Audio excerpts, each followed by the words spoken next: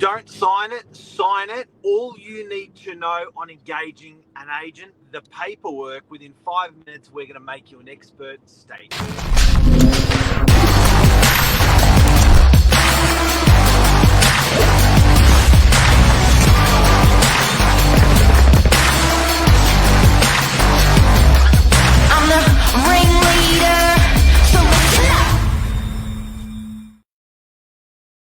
Good morning. How are you? Wow. It's true. Is it true? I didn't realize it's true actually that I could get ready in less than 10 minutes. You've been supporting a family member in hospital last night. Yeah, I shouldn't make excuses, but we did have a minor interruption to the regular routine, and it threw me off this morning. I woke up about 10 minutes ago. And you made it.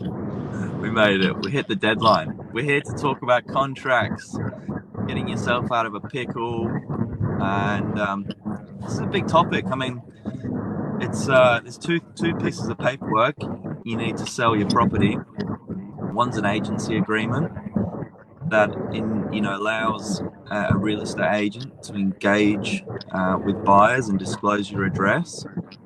And the second is a contract of sale, which your solicitor, draws up, and that's the legally binding part when it comes to actually signing the dotted line, agreeing a price on the terms. So for people that don't know, when you employ your real estate agent, they're going to ask you to sign an agreement of a sort. This is law. If they do not have this agency agreement, they are breaking the law. So it's a critical document. Owners feel funny about it, putting their property on the market alone, never mind, signing a piece of paper with an agent. But You have to choose. You have to choose the one you love. When you've chosen the one you love, you got to sign on the piece of paper. And this morning, we're going to tell you the highlights or the things to watch out for. On our agreement, we've actually bolded these items to make them stand out for people what to watch out for when engaging a real estate agent. Yes, there's probably 3 or 4 really critical parts that you need to make sure you really understand. I think starting from the top, there's a couple of versions of an agency agreement. There's what we call an exclusive agency agreement or an open agency agreement. Now, that's a big one to make sure you've got what you want. An exclusive agency agreement is, as it sounds, an agreement just between you and one agency. So what us and Novak Properties, me and Mark, if I was selling my property, and that's an agreed period where you've employing the services of that agent. Whereas an open agency agreement, you can actually have a couple of people on the job. So when signing the agreement, the hot spots, how long should people sign for? Because it's going to be 1 day, 2 weeks, 1 month, 2 months, 3 months. What's your recommendation? My recommendation is, if you're unsure, shorter is not always bad. What's standard in the industry? 90 days plus postage, so about 120 days. How much should people be paying? So there's going to be a percentage in there if the agent triggers the sale. And this is where people get this messed up. It doesn't mean you have to sell for the price that's on the agreement. It doesn't mean you have to sell. It just means that agent is your agent for that period of time. If you engage another exclusive, you could potentially have to pay 2 of these agencies, of these commissions. So you only sign 1. How much? What percentage do you recommend? Look, it's going to change a little bit, give or take, just depending on your area. If you're selling in Sydney CBD, it's going to be different to what you're selling for in out-of-state rural. But we tend to find that it's between 1% on the lower end and maybe 3% on the upper end, somewhere in that, plus GST. Okay. Anything else associated should be in that agreement to the cent. So if there's any marketing, that's got to be in that agreement. So make sure there's no strings attached and read that agreement to see if there's any marketing dollars attached to it. when you're engaging your real estate agent. You've really got to know what you're signing here. Now, an agent's always going to try to ask for a longer commitment when it comes to that duration.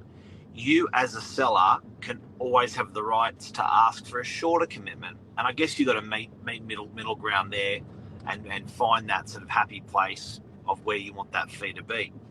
And how long you want that duration to be. But if you've got one buyer, or the agent says, I've got a buyer, go with me for the selling campaign, the auction campaign, what it is, but I've got one buyer. It's very attractive for a seller when you hear that. But if that's the case, you can engage the agent for that one appointment or that one day to get through that one buyer. So often I see people coerced a little bit to signing up for 90 days to get through the one buyer that never buys the property. Yeah, so all of this is negotiable. Please understand, though, a real estate agent will obviously ask for somewhat of an acceptable time frame. Could be longer than a week or two, just because of the investment that goes into getting a property live in the first place. There's a huge amount of work that actually goes into the photographs, the floor plan, the open homes, the negotiations. So that's probably the reason you tend to find your agency agreements aren't as short as a week or two, and that's why they generally push out. But yeah, absolutely, everything is negotiable. You still with us, Mark? I'm still here. Still with us. I'm still here. Now tell me, I've got a question. Yes. Why would someone sign an open agency? And why is that not so common on residential property, but is still, very, very popular in commercial? Look, an open is exactly what it says. You're not exclusive with one agent. You're open to all agents. And I guess if you just want to get through a buyer and have the correct paperwork in place, you can do an open. The thing is, you want commitment. And you want to be committed to a good operator, and you want that operator to be committed to you. So sometimes with that open agency agreement, you're not going to get back what you need to get a good result on your place, which is commitment and a good real estate agent. Yeah. Now, also overnight, Billy, the state budget.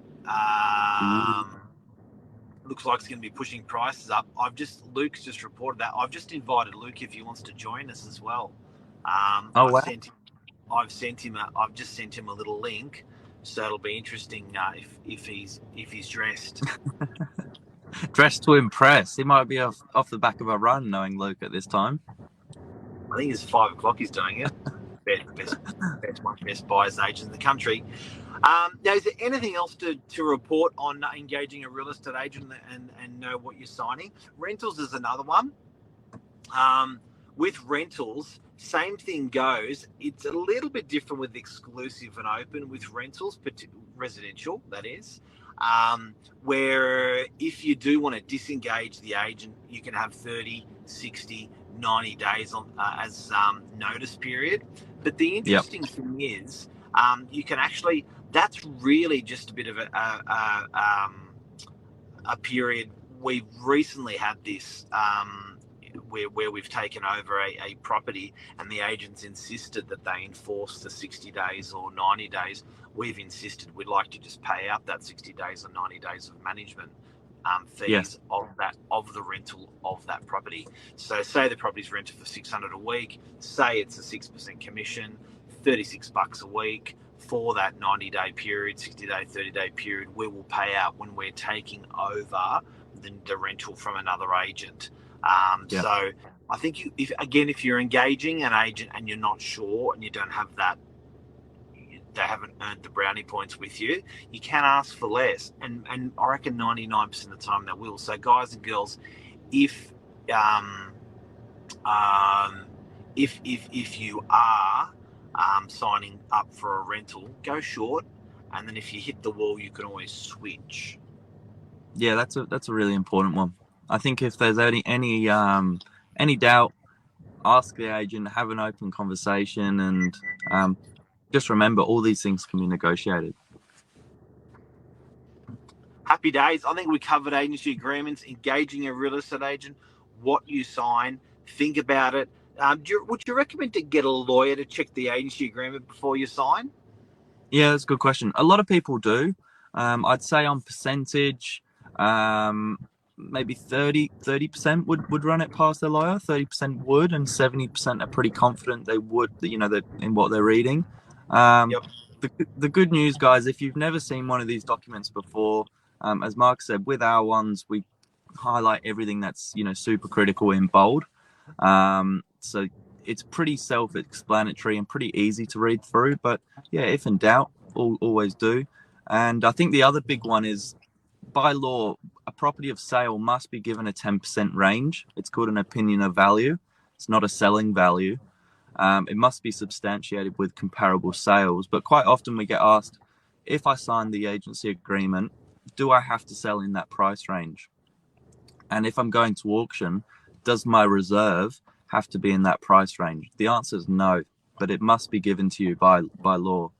And if it's significantly higher or significantly lower and you're getting a second opinion, it's well worth asking how the agent was able to come to that conclusion, because it's got to be sort of supported with data. Guys, have a great day. Billy, you're an absolute pro. Good on your legend. Hopefully we've helped people out there today. I think the bottom line is, if you are feeling uneasy about what you're signing, get someone who knows their stuff. Could be a family member who's done it before, could be a lawyer, but be careful what you sign. Yeah, of course. Absolutely. Have a good day, guys. Have a great day, everyone. See ya.